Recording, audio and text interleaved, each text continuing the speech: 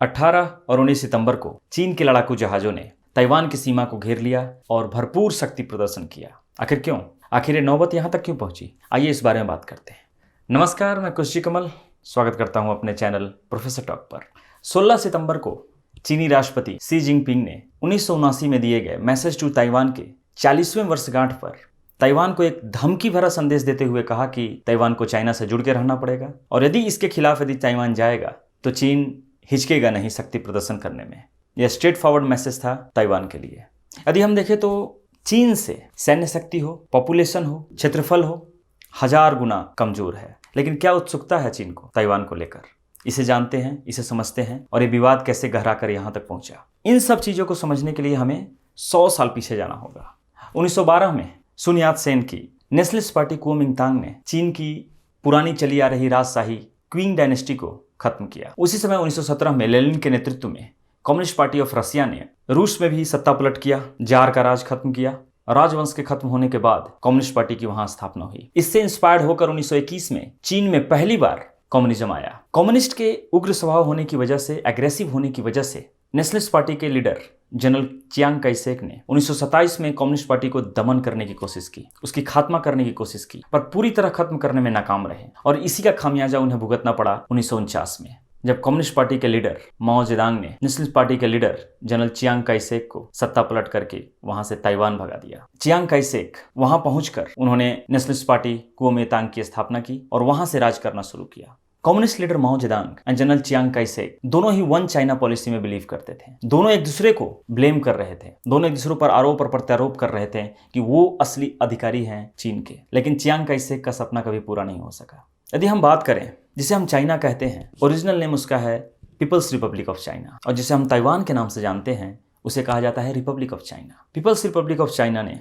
Republic of China को यानी Taiwan को कई बार अपने कब्जे में लेने की कोशिश की। माओ जेदांग ने इसका कई बार प्रयास किया। जब माओ जेदांग की पीपल्स रिपब्लिक ऑफ चाइना ने ताइवान रिपब्लिक ऑफ चाइना को कब्जा करने की कोशिश की, तब ताइवान ने अमेरिका से मदद मांगी। उस समय अमेरिका 1952 के कोरियन वार में बिजी था। उन्होंने तुरंत वहां से मदद पहुंचाई और माओ जेदांग को ताइवान पे कब्जा करने से रोका। माओ जेदांग के पास कई परिस्थितियां थी कोरियन वार से निपटना, क्योंकि वो कोरियन वार में अमेरिका के अपोजिट थे और नॉर्थ कोरिया का साथ दे रहे थे। वहीं अमेरिका साउथ कोरिया का साथ दे रहा था डेमोक्रेटिक गवर्नमेंट को वहां बनाए रखने में। अमेरिकी राष्ट्रपति हेनरी ट्रूमैन के बाद आइजनहावर ने भी ताइवान की बहुत मदद की और माओ जेदांग को ताइवान पे कब्जा करने से कई बार रोका और इससे चाइना और अमेरिका के हालात बिगड़ गए। 1979 तक अमेरिका और चाइना के रिश्ते खराब रहे, लेकिन डेंग जियाओपिंग अमेरिका की विजिट किया और वन चाइना पॉलिसी को अमेरिका ने समर्थन देने की बात की। वन चाइना पॉलिसी वो है जिसमें ताइवान और उसके आसपास के आइलैंड्स, हांगकांग इंक्लूडिंग हांगकांग, ये सभी चाइना के ही हिस्सा हैं। उनकी कोई सेपरेट आइडेंटिटी नहीं है, उनकी अलग से कोई पहचान नहीं है।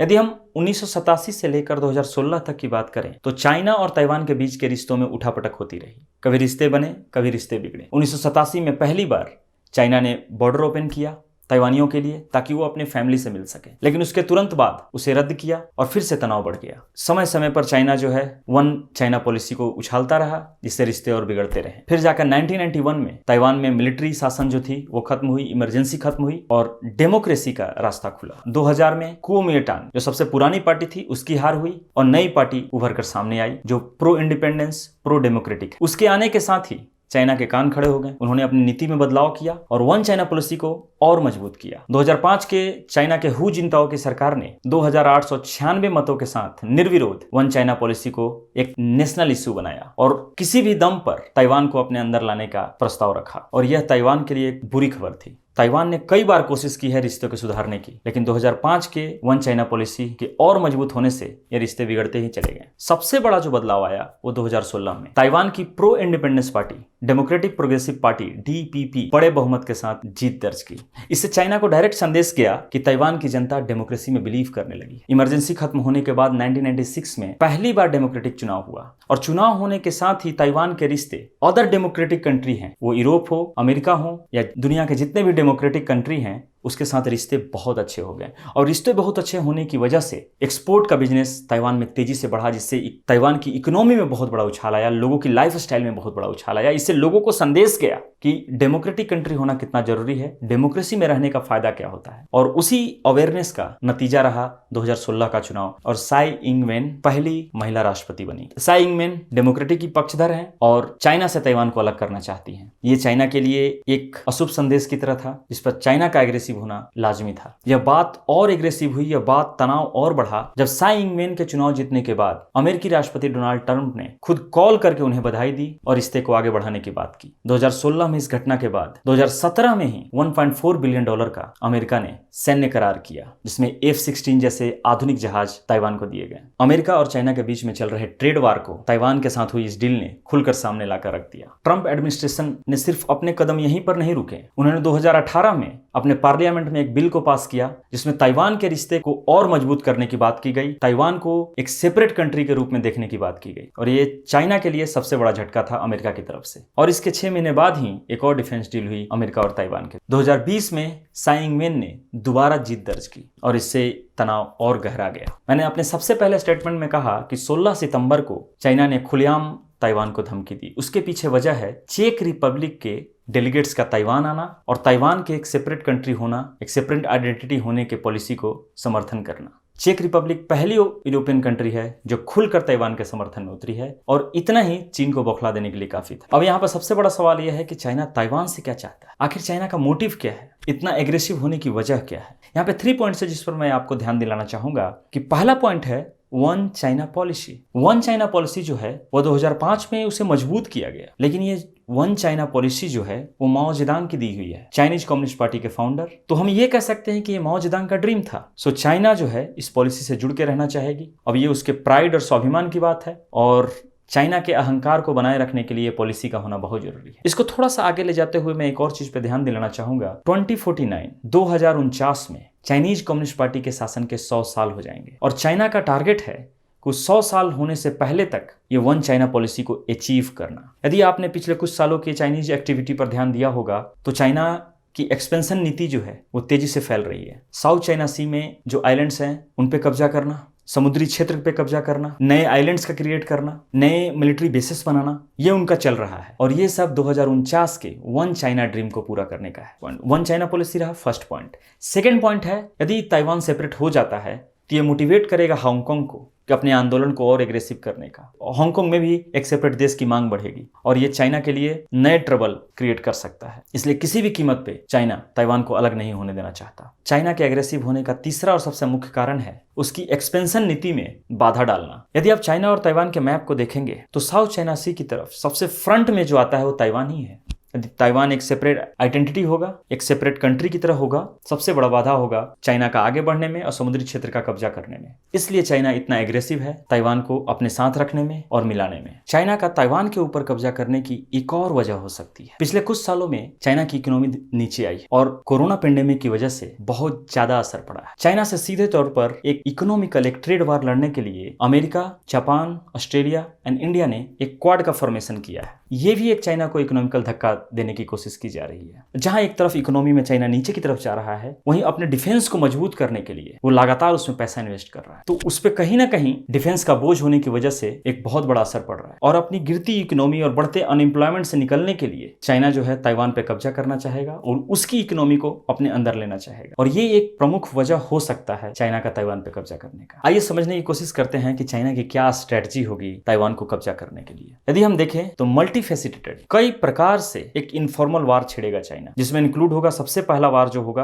वो होगा cyber war, cyber and technology related services को बंद करना। और अगली स्ट्रेटजी होगी लोकल गवर्नमेंट्स को खरीदना, वोटर्स को खरीदना, लोगों को खरीदना और मीडिया को खरीदना। इन सभी इनफॉर्मल स्ट्रेटजी से वहां के समाज में एक डिमोटिवेशन क्रिएट किया जाएगा, एक प्रोपेगेंडा फैलाया जाएगा कि चाइना के साथ होना कितना फायदेमंद हो सकता है बजाय कि अकेले होना। क्योंकि यदि हम देखें तो 90% से ज्यादा जो ताइवानीज हैं वो चाइनीज मूल के हैं, वो सभी हान समुदाय के हैं। सो कहीं ना कहीं उनका नाता है, कल्चरली डिफरेंट है, लेकिन जेनेटिकली जो है वो सेम है। उनको हेरिटेज का नाम देकर उन्हें अपनी तरफ खींचना आसान हो जाएगा। इससे क्या होगा कि जो डेमोक्रेसी में बिलीव करते हैं उनमें डिमोटिवेशन आएगा, लोगों को कई स्तर पे कंफ्यूज किया जाएगा। डेमोक्रेसी में जो एक बिलीव है, जो एक आस्था है, उसको तोड़ने की कोशिश की जाएगी और इसके प्रयास के बाद इससे समाज टूटकर बिखरेगा, इकोनॉमी बदलेगी, इकोनॉमी नीचे जाएगी। जहां समाज बदलेगा, इकोनॉमी नीचे जाएगी, तो लोगों का अविश्वास जो है सरकार के प्रति, डेमोक्रेसी के प्रति और बढ़ जाएगा। लोग डेमोक्रेसी में बिलीव करना और छोड़ देंगे और ये पूरा का पूरा ये जो इनफॉर्मल वार है चाइना के फेवर में जाएगा। और इस इनफॉर्मल वार का आखिरी जो सबसे बड़ा दाव होगा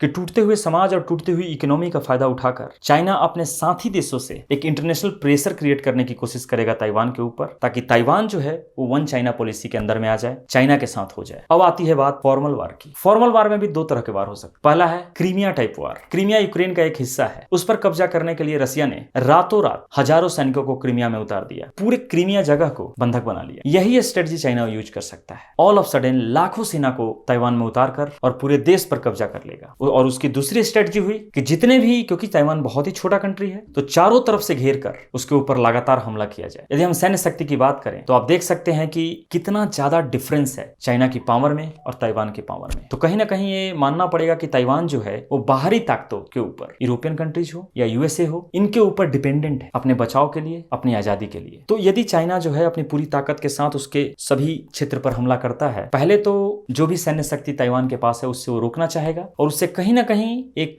टाइम लेना चाहेगा, सो जल्दी से जल्दी अमेरिका उसमें पार्टिसिपेट कर सके। वहीं दूसरी तरफ देख रहे हैं कि ट्रम्प्स गवर्नमेंट जो है वो चाइना के खिलाफ खड़ी है, तो शायद चांसेस है कि यूएसए चाइना के अगेंस्ट वार में आ सकता है। तो आइए चलते हम थोड़ा समझने की कोशिश करते हैं कि जो वार है कहां तक एक्सटेंड हो सकता है। यदि ताइवान पर कब्जा करने के लिए चाइना हमला करेगा और यूएसए यदि उसमें शामिल होता है तो डेफिनेटली वर्ल्ड वार 3 की संभावना बनती है। यदि आप आने वाले समय में चाइना के सैन्य ग्रोथ की बात करें तो हर साल 5 गुना तेजी से चाइना का नेवी आगे बढ़ा है। चाइना ने अपने नेवी को आज अमेरिका से भी बेहतर बनाकर रखा है। तो यहाँ पर हम देख सकते हैं कि यदि एक वार होता है तो डेफिनेटली न्यूक्लियर वार की संभावना बनती है। अब आखिरी में आइए हम समझते हैं कि इंडिया का क्या रोल होगा इस, क्योंकि हमारे भी हाल के दिनों में चाइना के साथ काफी तनाव बढ़े हैं। चाइना की स्ट्रेटजी पर इंडिया ने जो भी एक काउंटर रिएक्शन दिया है उससे चाइना को एक सीधा संदेश मिल गया है कि इंडिया वो 1965 का इंडिया नहीं रहा। और इंडिया की वर्तमान सरकार ने साफ साफ संदेश दिया है कि वो चाइना के अगेंस्ट किसी भी हद तक जा सकते हैं। कई बार चाइना ने इंडिया को धमकी देने की कोशिश की और स्ट्रिक्टली वन चाइना पॉलिसी को फॉलो करने की बात की,